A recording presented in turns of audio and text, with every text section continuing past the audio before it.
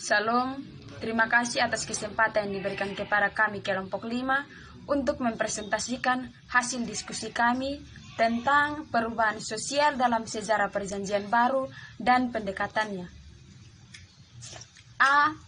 Perubahan sosial dalam sejarah Perjanjian Baru. Sejarah Perjanjian Baru dalam Alkitab Agama Kristen. Perjanjian Baru adalah bagian utama kedua dari kanon Alkitab Kristen setelah bagian pertama yaitu Perjanjian Lama. Kanon Alkitab Kristen adalah sekumpulan kitab yang dianggap sebagai terinspirasi secara ilahi dan membentuk sebuah Alkitab agama Kristen. Perjanjian Baru berbahasa Yunani yang membahas mengenai ajaran-ajaran dan pribadi Yesus juga sebagai peristiwa yang terjadi dalam kekristenan di abad ke-1.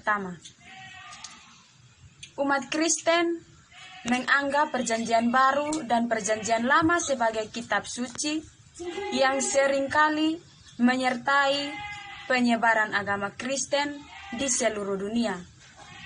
Perjanjian Baru juga dianggap mencerminkan moralitas dan teologi Kristen sebagai berbagai frase dan bacaan yang langsung diambil dari Perjanjian Baru juga dimuat di dalam berbagai liturgi Kristen. Perjanjian Baru telah memberi pengaruh kepada berbagai gerakan keagamaan, filosofis, dan politik dalam dunia agama Kristen. Isi kitab Perjanjian Baru. Sebagaimana kitab-kitab pada sejarah Perjanjian Lama, kitab-kitab pada Perjanjian Baru juga bukan merupakan hasil karya dari satu orang. Kitab dalam Perjanjian Baru adalah hasil karya dari setidaknya jumlah 8 orang. Perjanjian Baru dibagi menjadi 5 bagian, yaitu yang pertama Injil. Injil berarti kabar baik yang berisi 4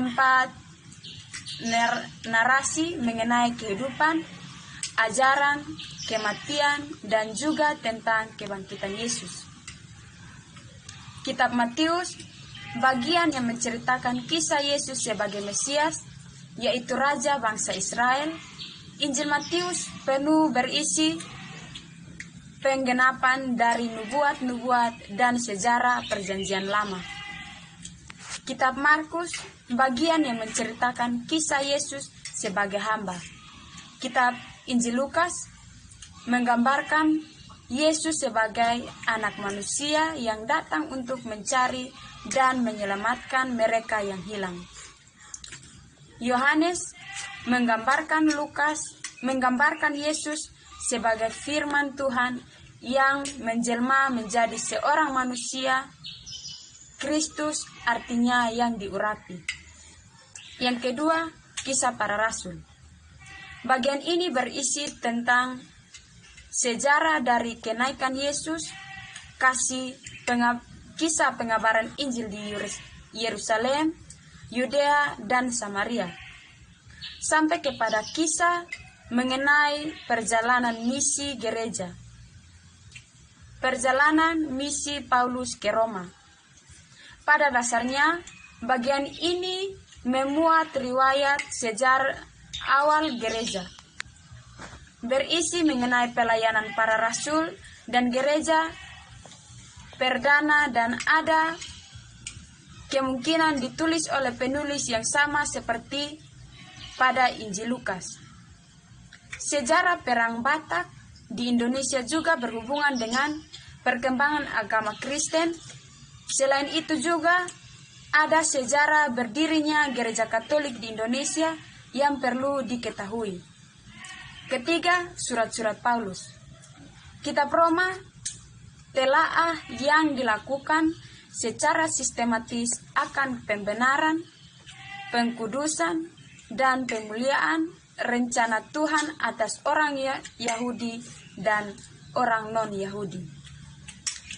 Kitab pertama Korintus, surat ini menyoroti terjadinya pemecahan dalam jemaat dan teguran kepada pelanggaran susila, masalah perceraian, keadilan pada orang-orang yang tidak beriman, dan juga mengenai kebiasaan-kebiasaan yang salah dilakukan pada perjamuan kudus. Selain itu juga berisi mengenai penyembahan berhala, pernikahan, dan kebangkitan. Kitab 2 Korintus berisi pembelaan dari Paulus akan status kerasulannya. Kitab Galatia berisi berupa pembuktian Paulus akan kesalahan dari legalisme yang menganggap hukum Taurat adalah mutlak dalam memperoleh keselamatan. Juga telaah mengenai tempat yang layak bagi anugerah yang didapatkan dalam hidup orang-orang Kristen. Efesus membahas mengenai posisi orang yang percaya di dalam Kristus dan informasi mengenai peperangan rohani yang terjadi. Kitab Filipi berbicara tentang kisah Paulus tentang pemenjaraannya, kasih sayang kepada jemaatnya di Filipi.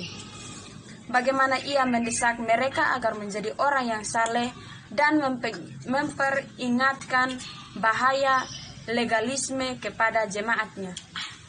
Kitab Kolose memfokuskan pada fokus Paulus kepada keutamaan Yesus Kristus dalam hal penciptaan, penebusan, dan kekudusannya.